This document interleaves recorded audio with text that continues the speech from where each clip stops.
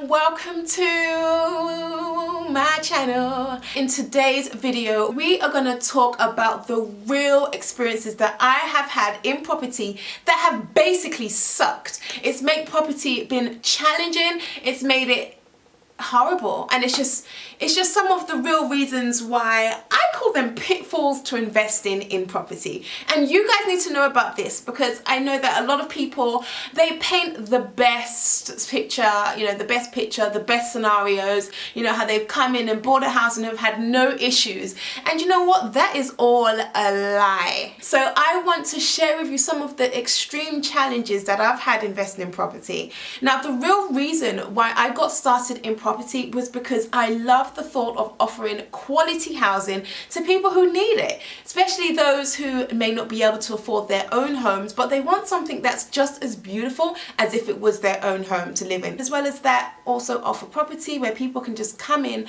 purchase right off the back, and it looks wonderful and they haven't had to do any work. So that's the type of stuff I've wanted to offer.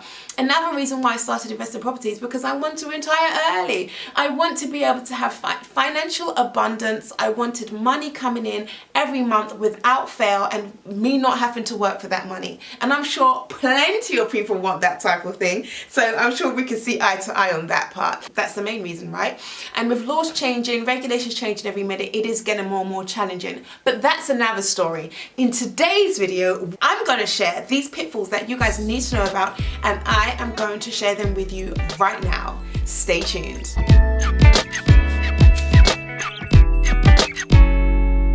Okay, so one of the most biggest ones was annoying neighbors. My first big project, it was a conversion, okay? A house conversion into flats. And this particular neighbor, which was immediately next door. Now the thing is, when I first started the project, I knocked on the door and I explained to her, this is what we're going to do. I gave her my card details so we can communicate if there were any challenges. And so that's a really good thing to do because then neighbors can get to know you and all that other stuff. But this particular neighbor, what she done, rather than tell me she had an issue with one of the top floor windows that we'd put in a window on the very top floor, huge window, absolutely big. And what had happened is, it was a see-through window and you can't see into her house at all because all her windows are off that side. But what you could do is see into her garden. And she didn't like that. So she called building control and called the planning department. And I'm like, I don't know why, right? Called the planning department and they came down to check out the building and said that we had to change the window. Now what was annoying is that the window was huge and it was already installed. So now we had to take out this window that came made to measure because of this neighbor who said they didn't like the fact it was a glass window and wanted it to be shadowed. But the thing is, when you put in a planning application, it goes out to the neighbors. And they have the opportunity to look through those drawings and look through those plans and see what is going to happen. And then if you have any objection, you can put it in then. But it was annoying that it came about afterwards because it's just the cost implication. So that was one of the most annoying things. And it sounds like, as I'm telling you the story now, it sounds all right, like, oh, okay, you just had to change your window. That means less profit, okay? That's £1,500 left profit. So this is where, when they say build contingencies, this is the reason why. Now, another issue was on a different project, my most recent project, where we had done a complete renovation from flooring, boiler, windows, everything but the roof, okay? This neighbor who's directly next door to us, there's an alleyway in between the two houses. There's an alleyway, and in the alleyway there's a shared water supply. So that means the water supply comes in from the road and down into the properties and then tees off into each house. But that happens all underground. This neighbor dug up that water pipe, okay, and then told us we need to redirect the pipe so it goes straight into our house and not down his alleyway and then off into the houses. Now, do you know how much money that's gonna cost? Okay, I'm not even gonna go there. But it was annoying because it led on to other things. So when we said no, okay, my client, who purchased the project, I was doing all the work. When we both said no, we're not going to do that, then he then came up with another issue. Funnily, the other builder, the other neighbor on the other house done the same thing. The boiler pipe usually comes out external to the property, and then it blows like a little mist out. When you're out in the mornings, you may see that with, you know, some properties having a lot of steam coming out. That's the boiler, and it means that the boiler's on. And they both wanted those boiler pipes redirected because the houses, you know, they have a good sized gap between the two houses. These are both semi-detached. The steam goes into the alley, and they didn't like that. It goes into the shared space. But obviously, because it looks like a mist, it looks like eventually over time it will loosen the bricks, and therefore they will loosen, and then it'll seep into your house. That's how it looks. But the gas safety people say it's fine. You don't need to do anything, it's fine. But they don't know that. Or maybe they do know that, because we did tell them that many times, but they didn't care. They want it done the way they want it done. And that caused so many problems. And I've had many other issues with neighbours where they want us to do stuff that's pretty much out of our remit, or it's something that it's just their own desire that they want done, and it's not something we have to do, and we say no. There's a cost that comes with all of this stuff. So we say no, they don't like it, and therefore they find other things to pick at. So neighbours has been a really big bother, a really big thorn in the side when doing renovations. It slows projects down, it adds on costs, and it really is unnecessary. Because you have to sort all this stuff out. It's not just a matter of saying no and leaving it. These guys are next door to their house. They can destroy the house. They can be destructive. You know, they can be destructive in many different ways. So these things, they have to be sorted and they have to be rectified. But it just really is annoying because you just want to go in, do the renovation, and get out. And you know, it's one thing if you're saying you hear drilling in the morning, because then we can just stop that. But if it's something where it's saying like, oh, you know, the way your windows open, I don't like it, it should open not to my side but to facing you. It's like, what are you saying? And when you're in it, sometimes you don't know how to resolve it. So sometimes you do seek for middlemen, and building control are good for middlemen, and the council's environmental service are good for, as you know, as being middlemen to help sort these situations out. The next thing is down valuations. So when you do the BRRR strategy, right, you're buying a house, you're renovating it, you're doing it up, okay, adding that value. Then you're renting out to someone, and then you are refinancing to get the money back out. Now, on the refinancing, where you want to get your money back out, you have a surveyor who comes out on behalf of the mortgage to value the property. Now, your aim is to get that surveyor to value the house at the same price you value the house. Okay, that's important. That's very, very important. Now, the market changes. There's so many external factors that come into play when these valuations take place. But there's also other factors that you may not actually consider. One that I have just recently experienced with my client, where we've gone for a refinance and it was downvalued for a river being over 100 feet away. Now, it's got nothing to do with the property, because when he called me and said we got downvalued, I'm looking at myself like, my work? Wait a minute, is that my work? Because obviously I'm on the side where I do all the work. I do all the renovations, I manage the team, manage the builders. That's my side. I'm good at it. I'm very intricate, you know what I'm saying? I look at the details, so the builder can't get nothing past me. And, but I'm thinking, what's going on? Because I know I did a good job. But he was like, no, it's nothing to do with that. Guess what, you wouldn't believe? And I was like, what? He said it's the river. I'm like, what? I'm looking around like, where's the river? Because the river's not even around here. The river's way down there.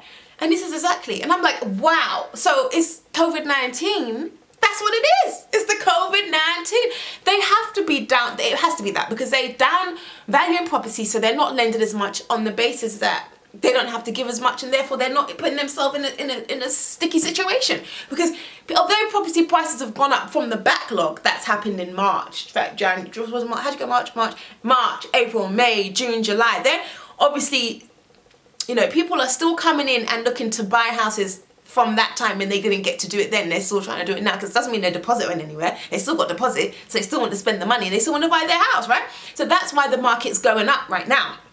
But this people are still expecting the property prices to drop at some point, okay? Now, I'm not really expecting that. I am expecting it a little bit, but not as soon as they're saying. I'm expecting it to happen maybe like another 6 months to 12 months away from now because of the furlough situation. But people who still have deposits in March would still have deposits now. So I'm thinking once they've done all their buying, when it's up, once they do their buying, and it comes to say it would have been like November times when markets, when property purchase slow down in say November, December, January, and then they start picking up again, end towards January, February, March, April. During that time, I'm thinking that slowdown of period is now going to happen maybe in August, September times. Do you understand what I'm saying? Because furlough, people are furloughed, the money's not there to be spent. So the money they would have had is no longer there. They never had time to do all of that. They may have just about got there, but they didn't. So either they're going to go for less houses or they're just completely not going to buy. So I think mortgages, and I hope you managed to keep up with what I was just saying, because I've got it all pictured in my head, so I was just explaining the picture, but I hope you managed to keep up with what I just said. I think mortgages are doing a similar thing. They're trying to predict when people will be lending, when people will be borrowing and when they won't be, based on incomes, based on employment situations, based on inflation, just based on so many different scenarios. And so they should. But this down valuation is quite annoying. And I also think it depends on the area as well, because it's not an area where properties are selling right off the back. Like in London, you can have one street and you get 5 properties sold within a month. In places like Wales, you won't get that type of turnover. In places like Wales, you would have one property selling on one road for once that year, depending on where you're buying. You understand what I'm saying? So they're looking at those type of things as well. But the down valuation was really, really annoying, because then that means you don't get to get as much money as you want out. That means a little bit of the money's left in, and it just goes against the plan. It goes against the plan. So that is annoying, but it's property. Property is a risk. And that's a mantra that we should be singing every time I open up these videos. I'll be saying, guys, remember y'all, property is a risk. Now welcome to the video. Let's get started on property. Let me tell you what I did today. You know what I'm saying? Because that should really be at the top of it. It is a risk. And these things happen. Okay, now this one's a little bit more closer to my heart, because it feels like, this one feels like a physical attack. And it really does bother me, this next one. But this next one is working with crooked joint ventures, or discovering that your joint venture is crooked, and dishonest. I worked on a project with a joint venture. We found a house. I did all the work. So find the house, manage the renovation, and then work with the estate agents to sell the house at the end. That's what I do, okay? They fund the entire thing, from start to finish, okay? Or from start to finish. And at the end of that, we share the profits. And in some scenarios, in most scenarios, particularly one that is with a contract this big, I get an upfront fee, okay? And then I also get some of the fees throughout, because there was no way that this project was not gonna profit. So when there's a clear profit margin, like the one that there is here, I get paid throughout, because there's so much outlay that I do to turn over this project that you still need to be paid for your work. The investor has money, that's fine, but someone like myself who's working for the money, it's a different scenario, and that's fine. I mean, an investor who has enough money does not see that as something to be worried about or concerned about. They're quite happy to pay you, because they don't want you calling them and saying, I can't get to the project because I ain't got the money, all right? So they understand you need money to be able to work. That's fine. And what happened is, at the end of the project, when it came for the sale and then the profits were to be distributed, I trusted the joint venture partner that it would go from his solicitors to his account and then to my account. But what I discovered is that it went from his solicitors to his account and it never reached my account. And when I invoiced him and said, hey, I want the rest of the money, he never responded. Never responded, changed all his details, mobile phone, email, address, contact address, everything. And that was a huge learning, because I never registered interest on the property. We just had a basic contract. And then I realized when I went to go and find the contract that he actually hadn't signed it. It was an electronic contract, and him and his wife were supposed to sign it, and he never signed it. His wife signed it and he didn't. And because he didn't sign it, the whole contract didn't come together on the on the electronics thing. See, I would have thought that if one person signed it, because you still get to get the update that, oh, this person has signed it, so I still got that update. But his update never came in, so and then when they explained it to me, it just sounded like, okay, that's fine. I didn't know that I had to now resend a new contract with just her, just needing a sole signature for her. I'd still had it that he needs to sign, but if he hadn't signed, I didn't think it wouldn't still close the contract and acknowledge it on the electric system that I'd used. And it didn't, and therefore I never had a piece of paper with hers or his contract signature on it. And that was annoying, because then, you know, made you think, oh my gosh, can you stand up in court? Now I know that you can still use it as a court evidence, because you still get an update that they have signed it and you still get to see the signature, but it's just not on the document. So the challenge for me was never, ever, ever, ever, ever, ever, ever do that again. I will never do that again. Never. Because I learnt my lesson the very hard way, very expensive way, and it was a very hard way, but I learnt my lesson to never do that again. So I now have a procedure that I follow when I am working with joint ventures to safeguard myself and to make sure that they're safeguarded, but to also safeguard myself. But these are the annoying things that when you're working with people who are prima donnas, as they call it.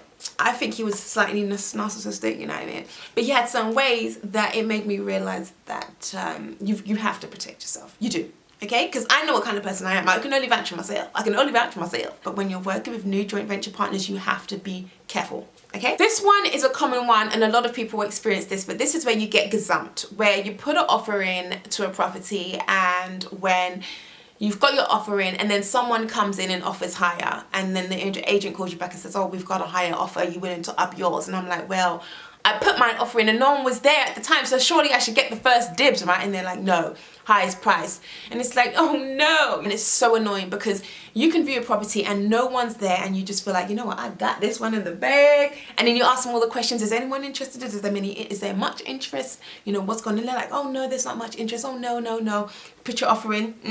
You're rubbing your hands. Seeing payday already, and they're like, oh hi Sabrina, yes, we've got someone who's offered a little bit more, are you willing to up your offer? And I'm like, but wait, you said nobody? Yes, I know, we done the viewing this afternoon, they're really keen. And I'm like, no. So it's annoying, because then you've got to either up your offer or leave it on the table. That's so annoying, because you don't want to do any of those, do you? You don't want to do any of those things. I don't want to up my offer and I don't want to leave it on the table, but they leave you no choice.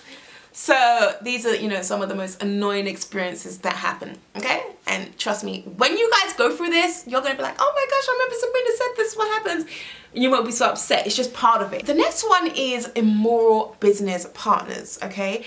And just like the crooked joint venture partner, this immoral business partner is one that is quite sentiment to my heart, because I don't like it. I don't like it. I really don't. So with this one now, I'll tell you a story. I had a business partner very early on in my property career, and we formed a business. There were 3 of us, and we grew the business, and it did become quite successful.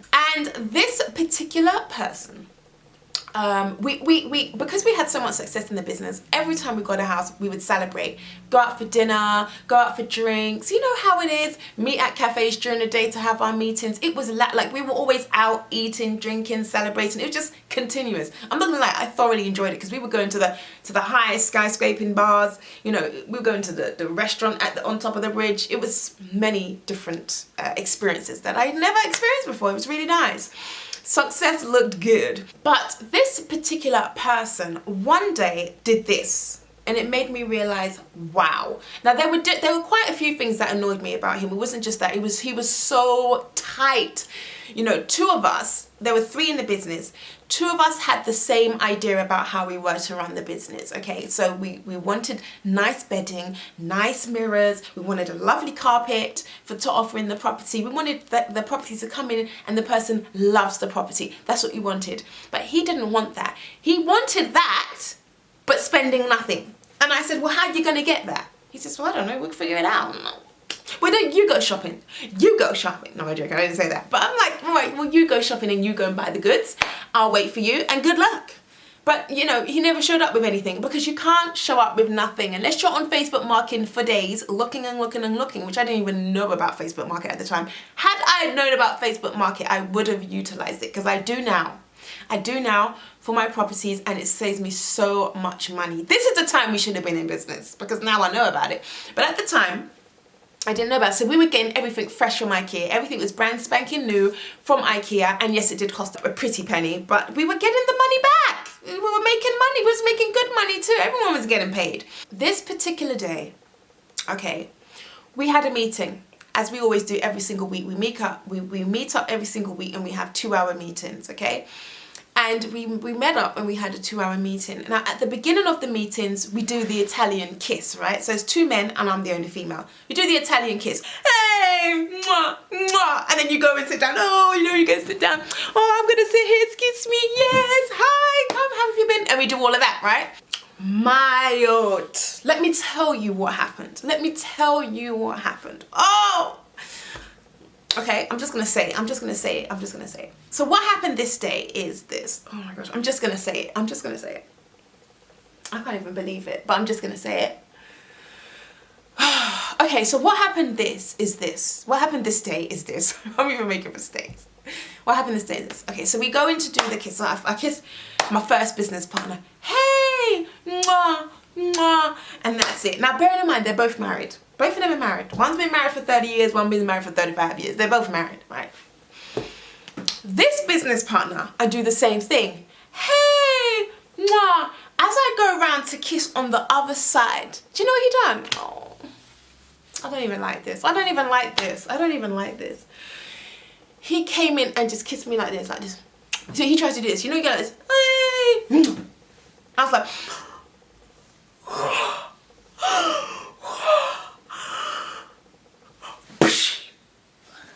and I just ran. I ran out. It's not even a room. It's a cafe. I ran out the cafe. I ran out to the cafe, into the bathroom, and I just cried in the bathroom. I'm not going to continue the story because it's so long. But, you know, I just cried in the bathroom because I was so upset because I'm married. I was married too at the same time. So all 3 of us are married. I was married. All 3 of us were married at the time. And he done that. And I'm like, yo, I was like, oh. Now the thing is this, if I had told my husband what happened, he's an MMA fighter. He was an MMA fighter. If I had told him what happened, you know what would have happened, right? So I didn't feel like I could even say anything. Now this is between me and you. Don't go telling no one because nobody knows this. No one knows. He doesn't know. No one knows. So don't go telling anybody. Just keep it between me and you. But seriously, that's what happened. And that's one of the things in property I don't like. So this one's more for women. I know y'all men be watching, and I'm sure maybe you men might be experiencing sometimes girls be grabbing men on the behind or men on the front. I don't know if they grab women on the front because that's really like, imagine someone grabbing a woman by her bits. No, but maybe, you know, I don't know. Men do experience this stuff though. I know they do, but women? Huh? Women? Okay, you know what? There's one on the list I'm going to add. I haven't even added it on here. I'm going to add it on here today. I'm going to shorten this video because it's going on and on and on. But that's what he did. I was just, you know what? I was like, my lips almost went red because I went to the bathroom and I got the tissue and I just scrubbed, you know, like, because we are not, and Adam, that's disgusting. I'm not even a cheater. I was like, I don't even cheat on my husband. I am such a monogamy. What do you call it? Monogamy. Oh, polygamy is the bad one. Monogamy. I'm a monogamist. So when he did that, my heart broke. It was so sad, so sad. So when someone's taking your dignity like that, I've grown. Let me tell you, honey, you grow. I was in my early 20s. So standing up for myself wasn't really a big scene. But now, if something like that happened now, I will grab him by the balls. I will twist his balls. I will twist him with 2 hands. I'm older now. So I probably wouldn't do that. I wouldn't do that. So that is some of the pitfalls of investing in properties. When you get with business partners who are not just solely about the business, or they're not solely for the business, they also take advantage of the people in the business. The next annoying thing that happens, which really gets on my nerves, is project overruns. When you're working on a renovation and the project overruns on time, it always starts off well. So you do the strip out on time, you do your first fix, you do your second fix of, you know, electrics, first fix of electrics, first fix of plumbing, everything's going fine, and then suddenly, bam, you hit some form of issue, and then you've got to sort it out.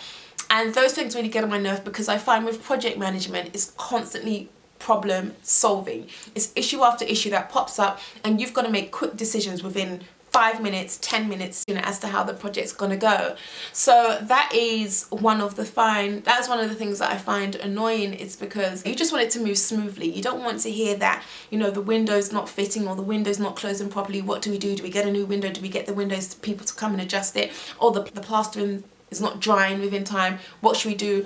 I mean, although these are small things, it's annoying. You know what I mean? It's annoying. Oh, you didn't say that we've missed this piece of material, or this thing's not fitting on the wall properly, it's wonky here, we're gonna have to build out the wall. And it's stuff that happens, and it always happens, but I just find them annoying. One main thing that I left out, that I didn't mention in here, I didn't know about this until it happened more so when I moved to Wales, but networking with these amazing people at networking events, and then you exchange business cards, and this doesn't happen often, but it does happen, is you network, you exchange business cards, and then you have those certain particular individuals, they have no interest going into business with you, and the only thing they want to do is get into bed with you.